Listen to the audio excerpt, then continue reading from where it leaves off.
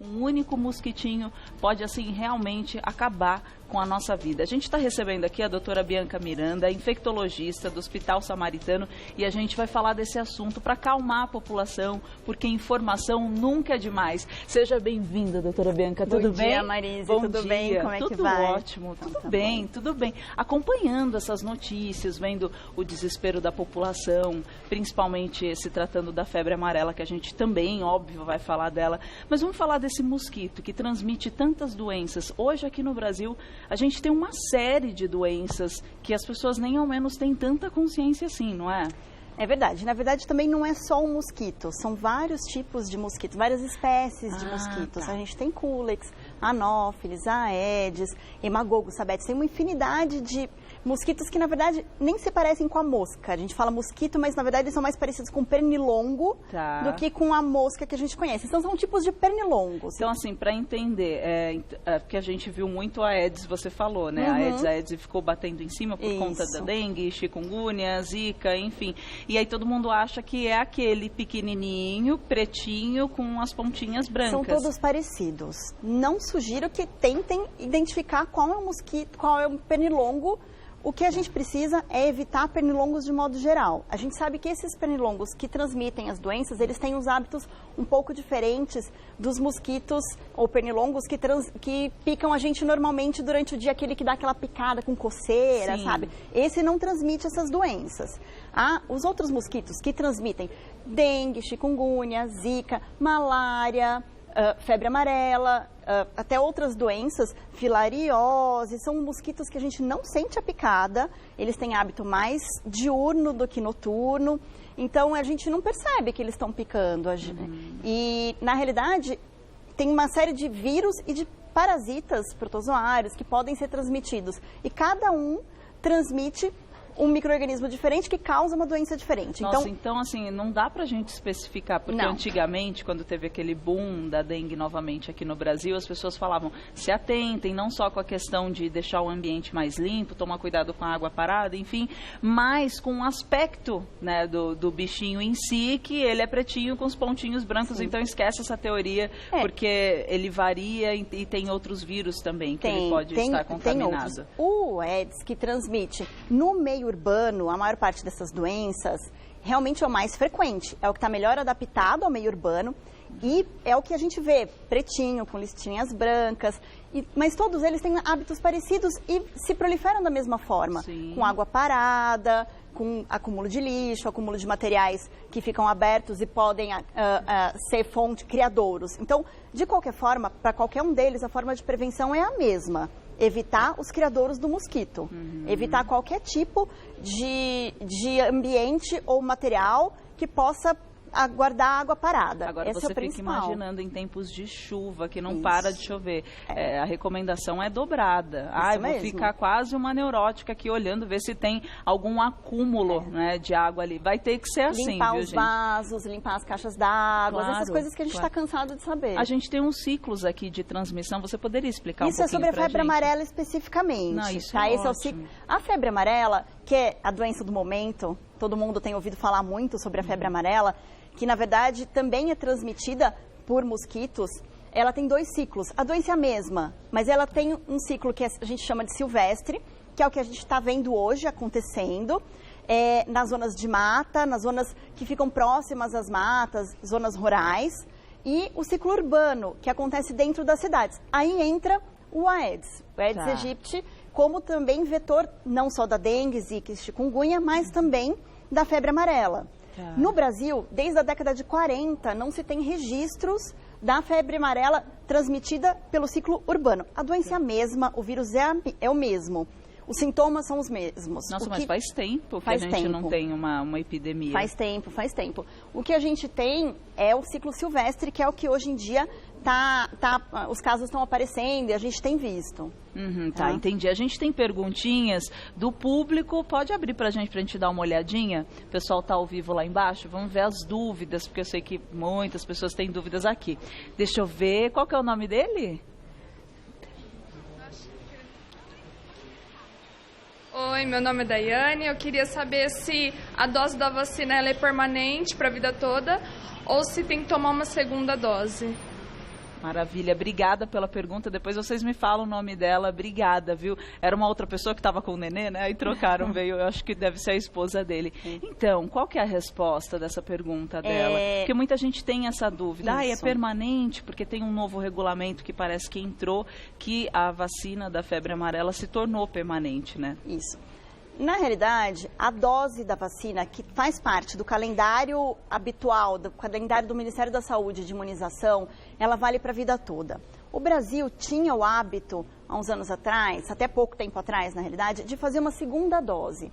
Mas a Organização Mundial de Saúde já tem estudos que comprovam que uma dose ao longo da vida é o suficiente. Para quem toma a dose regular do Ministério da Saúde, do calendário de vacinação. A dose que está sendo administrada agora, como medida de contingência nas áreas de risco, ela é uma dose um pouco menor, é uma vacina que a gente chama de fracionada. Então, essa dose feita durante a campanha, de fato, ela tem uma duração menor de 8 a 10 anos. Aí precisa, de fato, que a pessoa seja revacinada depois desse período. Mas quem tomou fora dessa época de epidemia, a dose regular, ou porque viajou, ou porque vive em uma zona de risco, pode ficar tranquilo que uma dose ao longo da vida é o suficiente, não precisa de outras doses. Porque antes, para você ir para qualquer outra região, passear, de repente para a África, enfim, para onde você quiser, onde eles exigem, né, a carteirinha que você tem que passar, o que acontecia? Você tinha que tomar essa dose e depois de 10 anos você tinha que repor, mas era uma única dose, não é? Isso. Quem ou viajou para alguns países que exigem a vacinação, ou que aqui no Brasil mesmo moram em áreas que a vacinação é recomendada, até mesmo no interior de São Paulo, Minas Gerais, norte do país, que faz parte, essa vacina faz parte do calendário de vacinação desde que a criança é pequenininha, começa a tomar desde a partir dos 9 meses. Então, quem tomou nessa época está imunizado para o resto da vida, pode ficar tranquilo. Tá bom, ótimo. Tem mais uma perguntinha do público pra gente, vamos dar uma olhadinha? Agora sim, do bebê, que nenê linda, qual que é seu nome? Adriano. Adriano, obrigada pela sua participação. E o nome da bebê? Karine. Karine, um beijo pra ela, um beijo pra você. Qual que é a sua pergunta? Bom dia. Lá em casa eu tenho 2 filhas, essa e uma de 6 anos.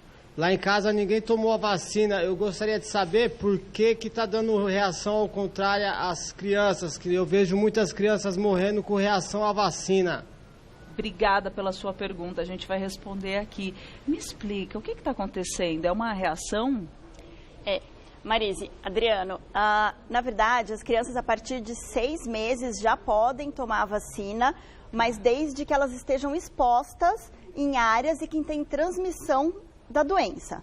Depende do bairro que você mora, da cidade onde você mora, tem indicação ou não de tomar vacina neste momento agora. O melhor é procurar o posto de saúde mais próximo da sua residência e verificar se o local em que você mora é uma zona de risco e aí tem indicação ou não. Em relação aos efeitos adversos da vacina, todas as vacinas têm efeitos adversos. Essa, em particular, tem efeitos adversos que podem ser um pouquinho mais sérios do que só aqueles dor no braço, vermelhidão, inchaço no local da picada. Esse é o mais frequente, acontece na maior parte das vezes, mas como é uma vacina que é de vírus vivo atenuado, eles pegam o vírus, modificam em laboratório, deixam ele fraquinho e aí sim fazem a vacina, mas é um vírus vivo.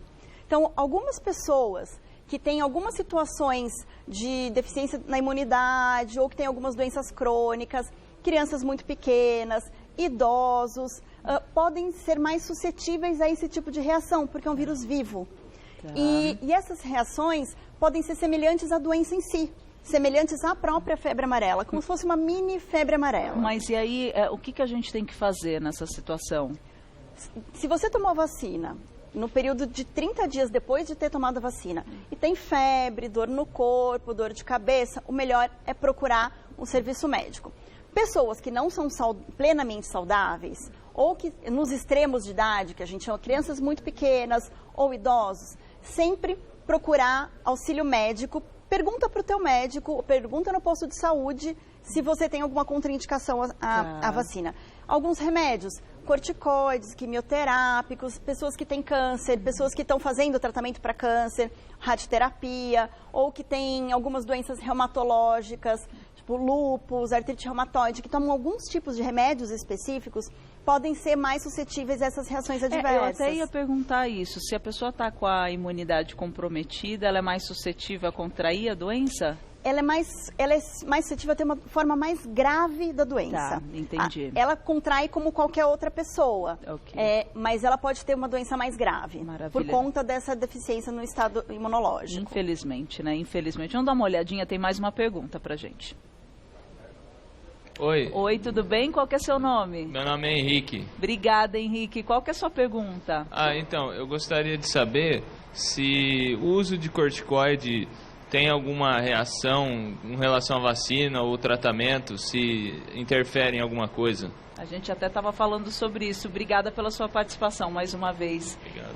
Henrique, corticoide pode sim ser uma contraindicação à vacina, mas depende da dose. Depende da dose em que a pessoa usa. Então, pessoas que usam corticoide, principalmente cronicamente, que usam há muito tempo, por uso prolongado, sempre pergunta para o seu médico se você pode ou não tomar vacina, porque depende da dose, e isso é muito específico, é melhor ter informação do médico mesmo. Tá, entendi. Agora, vamos falar um pouquinho dos sintomas, porque assim, várias doenças que estão sendo apresentadas agora, não só a febre amarela, têm os seus sintomas. Sim, você poderia explicar pra gente, porque assim, tem alguns exames que são fáceis, que a gente consegue fazer e já detectar, mas tem outras doenças que, na verdade, você nem consegue identificar se é uma coisa ou outra, não é verdade? É verdade, Marise. A febre amarela começa como uma virose. Sei que todo mundo, ninguém gosta de ouvir que tem uma virose, porque é muito genérico, mas a maior parte das doenças começam assim mesmo. Com febre, dor de cabeça, dor no corpo, mal-estar. A dengue, zika, chikungunya e febre amarela começam da mesma forma. Tá. O que tem de diferente? O que tem de diferente? A febre amarela dá uma febre alta, muito alta, uma dor de cabeça muito intensa. O que é alta, febre acima alta? Acima de 38,5 e 39, tá? Da febre alta, não é um 37, 37,5, acima de 39, uma febre persistente, e dor de cabeça muito forte, da dor abdominal muito forte. Isso é muito parecido com dengue. Sim. No começo, é muito difícil diferenciar o que é dengue, e o que é febre amarela, só pelos sintomas clínicos. A gente tem alguns exames laboratoriais, exames de sangue, que a gente pode fazer. Um hemograma simples pode ajudar a diferenciar, mas nesses primeiros dias ele também pode não ter nenhum tipo de alteração. E tem o exame específico para dengue, que a gente faz até o 3º dia, que acho que todo mundo já conhece, chamado NS1, está disponível na rede pública, inclusive, para qualquer um que tenha o sintoma fazer, e ele exclui dengue. Ele é muito bom para excluir dengue. Então, se você exclui dengue, existe uma chance maior de poder ser outro vírus, dentre eles, febre amarela. Então, nesses primeiros dias, se febre e dor de cabeça persistiu por mais de 2 ou 3 dias e a pessoa está sentindo muito mal, o ideal é procurar um serviço médico. Procurou o serviço médico, os exames não estão alterados, não tem nenhum sinal de uma doença mais grave, volta em 24, 48 horas para uma reavaliação. Para ver se continua a febre, se você tem está ainda com esses sintomas, aí sim vale o retorno. O quadro clínico é muito rápido da febre amarela, evolui muito rápido. E a febre amarela tem uma particularidade, ela é uma doença de 2 fases, bifásica que a gente chama. Diferente da dengue, que os sintomas são contínuos e eles começam e o paciente fica mais grave. Na hora que ele começa a melhorar dos sintomas, a febre amarela não. Ela tem 2 fases, que dura aí mais ou menos 3 a 5 dias a fase inicial da febre, dor de cabeça, aí o paciente de repente melhora. Ele se sente melhor. E essa melhora pode durar de 6 a 48 horas. Nossa. A febre passa, a dor no corpo melhora, a dor abdominal melhora, e aí ele piora de novo. Nessa segunda fase, não são todos que têm essa segunda fase da doença, mas o risco maior está nessa segunda fase da doença, que aí aparecem as manifestações mais sérias, o comprometimento do fígado, possibilidade de hemorragia, de uma doença mais grave mesmo. Daqui a pouco eu tenho mais perguntas em relação a isso. Vamos ver lá fora, lá na nossa rua, quem que tá para fazer mais uma pergunta. Oi, tudo bem? Bom dia. Bom dia. Qual que é seu nome? Meu nome é Marcelo. Marcelo, qual que é a sua pergunta? Eu tenho uma dúvida, que a minha esposa, ela fez cateterismo. Eu queria saber se ela deve ou não pode ou pode tomar a vacina da febre. Tá ok, muito obrigada pela sua participação. A gente vai responder aqui. Brigadão.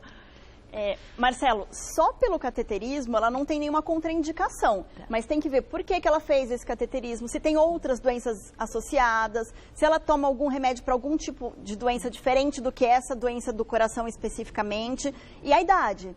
Pacientes acima de 60 anos têm que ter uma avaliação um pouco mais cuidadosa, porque eles também são mais suscetíveis a reações adversas. Então, nesses casos, sempre que tem dúvida em relação à doença específica, procura seu médico. A melhor saída é perguntar para o médico que conhece o paciente. É porque cada situação é tão delicada, você não sabe o histórico de doenças que a pessoa já passou, então a melhor coisa é você ir ao médico. A gente está falando tanto de febre amarela, a gente está falando da vacina, mas e se a pessoa contraiu, tem tratamento? Não tem tratamento específico, Marise. É uma doença viral. E como as viroses, não tem um remédio que trate febre amarela. Ainda não existe. Não existe. Como não tem um remédio que trate dengue especificamente. Sim. Mas o que é muito importante é o suporte clínico. É o suporte para as complicações. Então, é importante avaliação médica, procurar um pronto-socorro e, na maior parte dos casos, que tenham sintomas mais exacerbados, mais intensos, ficar no hospital. Hidratação adequada, monitorização da função do rim, da função do fígado, do status neurológico. Então, não tem um tratamento específico, mas tem um tratamento que a gente chama de suporte. Claro. Então, dependendo da manifestação que o paciente tiver, a gente trata aquela manifestação específica. O cuidado médico é importante, mas não tem um remédio. Ainda não existe. E engraçado porque faz parte da história da humanidade, como eu já comentei aqui, e até hoje ninguém conseguiu, porque assim, não é um vírus específico.